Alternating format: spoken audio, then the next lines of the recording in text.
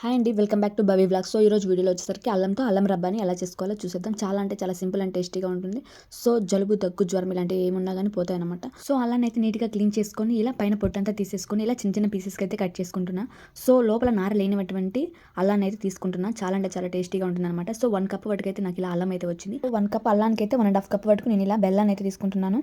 So అల్లాన్ని మంచిగా grind చేసి పేస్ట్ లా చేసి రెడీగా పెట్టేసుకున్నాను. సో మరోవైపు ప్యాన్ పెట్టుకుని ఇలా 1.5 కప్ బెల్లాన్ని వేసుకొని మంచిగా కరిగిపోయేంత వరకు ఉంచుకోవాలి.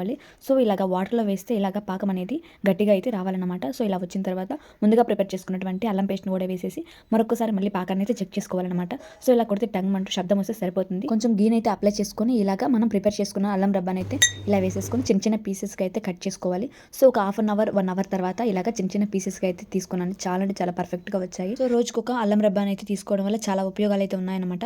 సో జలుబు, దగ్గు ఇలాంటివన్నీ అయితే పోతాయన్నమాట. చాలా అంటే చాలా పర్ఫెక్ట్గా వచ్చాయి. సో జలుబు, దగ్గు అయితే ఏమో తెలియదు కానీ నాకు పళ్ళు అయితే ఊడిపోయేలా ఉన్నాయన్నమాట. సో కొంచెం పాకం అయితే ముదురు పాకం అయితే వచ్చేసింది అనమాట. వీడియో నచ్చినట్టయితే లైక్ చేసి సబ్స్క్రైబ్ చేసుకోండి.